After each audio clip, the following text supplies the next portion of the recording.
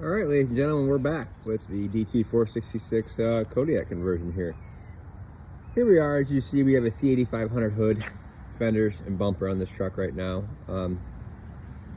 This particular setup came off obviously a C8500. It was a concrete truck. I got the hood, the fender extensions, the core support, the radiator, intercooler. I got everything, bumper. Now, there was some modifications that had to be made. I did not lift the cab. You can see the cab is still sitting, level with the bed. Did not lift any of that stuff. Opens and closes great. Does everything it's supposed to do. Obviously, we changed the fenders on the side there, those little fender extensions. They're completely different with the 8500 hood. No modifications there, no modifications where it closed. Where the modifications were on the core support, and I will do another video and show you once I get everything opened up. But I do have the C8500 core support and the bars in there. And all we did was we took the C8500 core support. I knocked the mounts off the bottom of it. I sat that core support on the truck. I put the support bars that go from the cab to the core support on, because those support bars right there, I put those on off the C8500. And then what I did was I measured the angle, because these C8500 core supports, they kind of tilt back a little bit from the factory. I measured that angle on the truck before I took it off.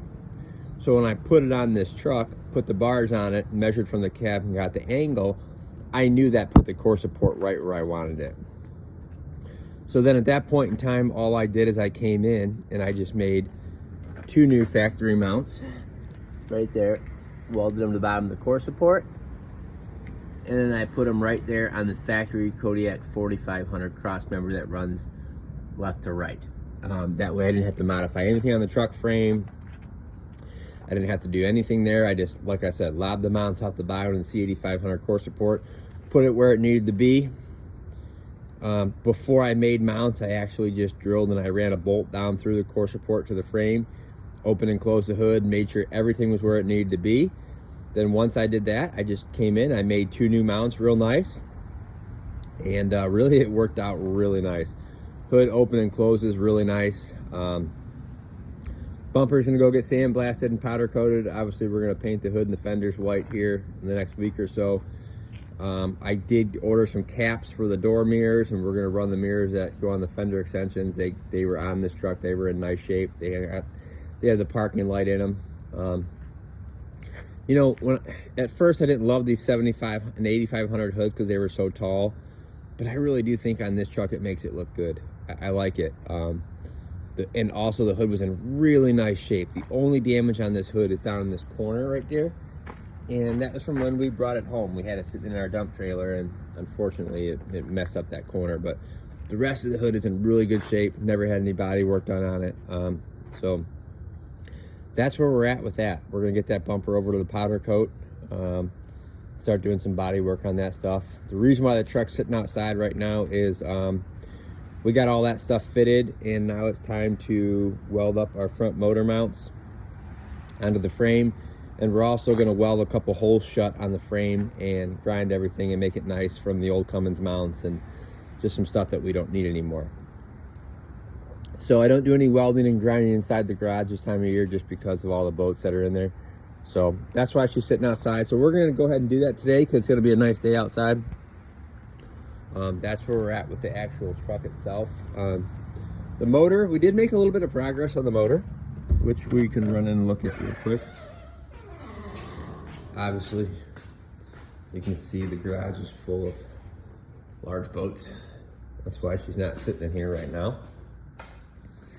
But back over to the motor. I did find a truck out at the yard that had a newer Dt466. It was a nice clean truck. Pulled the front cross member out. That's what's gonna go into our truck. That is the intercooler and radiator from the 7500. So we got that cross member. I actually pulled the mount off that truck as well. It was a new Workstar. Super clean mount with the rubber mounts, and it's actually the same mount as what's on our Dt466 there. So that's good. We're just gonna put that mount on there and bolt that cross member into the truck. We got the front damper off. We're getting ready to pull this front cover so we can replace it. We got a brand new one from International box over there. So we're gonna put this cover on, new front main seal, new mount, and we also got a new fan hub. Coming to the back of the motor, we got in the back of the motor, there was a wear sleeve on the crank. We were able to get that off. Found an old cat book that had a tip in there about taking a chisel, not cutting through it, but just marking it up with a chisel like that, and it actually expands it, and it came right off. So we're gonna go ahead and do that. You know, we're gonna do new rear main, all new main bearings, rod bearings. We got that guy in Pennsylvania, that Dt466 warehouse, Carson. He is doing all of our kit for us. We're doing a gapless second ring. He's going to mod the pump and the injectors all together and set this thing up. We are going to dyno it as well. While I was at the local yard, I really got lucky. One of these motors came in. It did have a hole in the block, but it was an NGD. So I was able to get a whole nother set of injector lines, which they're in really good shape. I got lucky. I mean, you know, they were no corrosion. My other ones, number 6 was corroded a little bit. So I got another set of injector lines. I actually got a whole nother injection pump, which was nice. I got a whole nother P pump sitting there for down the road if I ever need it. We got another manifold, just all types of odds and ends. But the new parts are starting to arrive. We got new water pump, new starter, new alternator, the valve cover. We had a broken bolt. We had to drill out, so we got all that done. Got the valve cover all cleaned out, ran a drill bit through all the rest of the holes. So we did get the paint for this. So we'll go ahead and start cleaning pieces and painting stuff. Obviously we won't do any paint inside this shop just because we got too many nice boats in here. But we got another place we can do that. So pieces and parts are gonna slowly start getting cleaned up. You're gonna see some new liners and pistons punched in this thing, new timing cover next video. The mounts and stuff should be on it. We'll start painting up the oil pan, the valve cover.